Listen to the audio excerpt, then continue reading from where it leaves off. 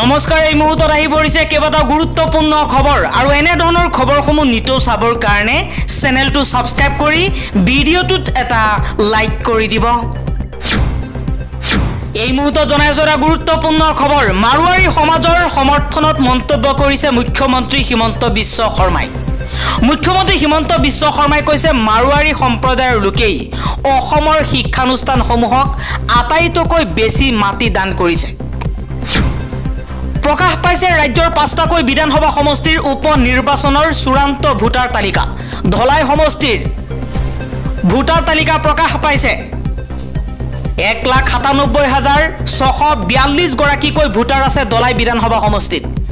চিডলি বিধানসভা সমষ্টিত আছে ২,১৭,১৬৫ গৰাকী ভোটাৰ।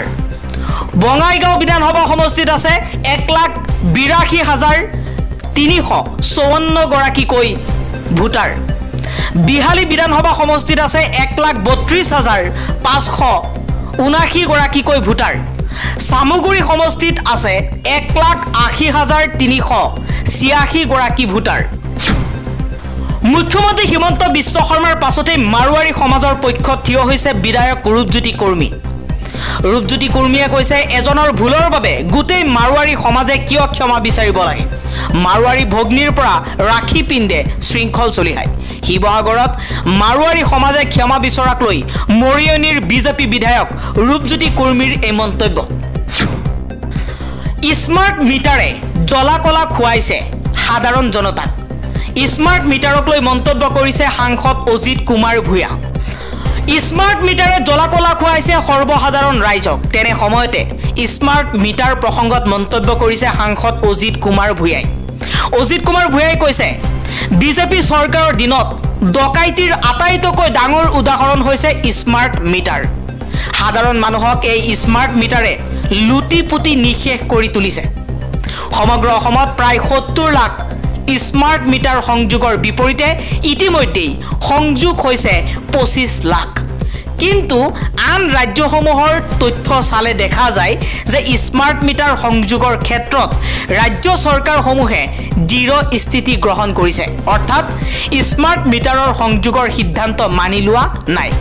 কিছু কিছু ৰাজ্যত অলপ সংখ্যক সংযোগ হ'লেও অসমৰ দৰে ঘৰে ঘৰে ইমান ব্যাপক পৰ্যায়ত কোনো ৰাজ্যত স্মাৰ্ট মিটাৰ সংযোগ হোৱা নাই।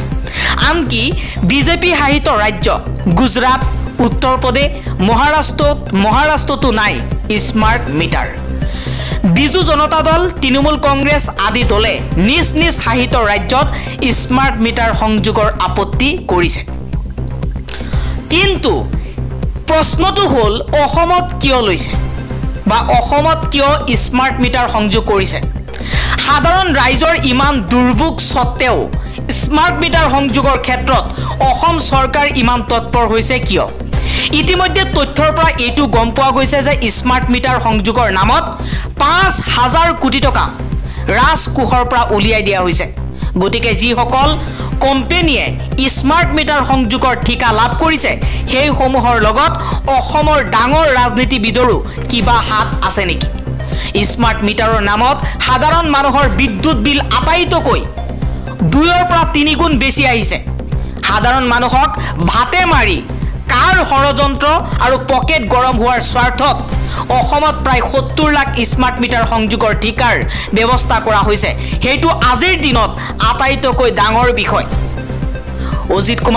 অজিত কুমাৰ ভূঞাই স্মাৰ্ট মিটাৰ প্ৰসংগত এইদৰে মন্তব্য কৰিছে যে স্মাৰ্ট মিটাৰ লগোৱাৰ পাছতেই অসমত ৭০ লাখ স্মাৰ্ট মিটাৰ লগোৱাৰ কথা উল্লেখ কৰিছে। তাৰ ভিতৰত ২৫ লাখ ইতিমধ্যে সংযোগ কৰা হৈছে আৰু ইয়াৰ বিনিময়ত প্ৰায় ৫,০০০ কোটি টকা ৰাজকোষৰ পৰা উলিয়াই দিয়া হৈছে। আৰু স্মাৰ্ট মিটাৰ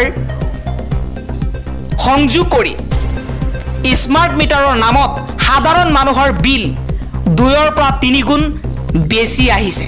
সাধাৰণ মানুহক ভাতে মাৰিবলৈ ষড়যন্ত্ৰ ৰচনা কৰিছে হিমন্ত বিশ্ব শৰ্মাৰ চৰকাৰে।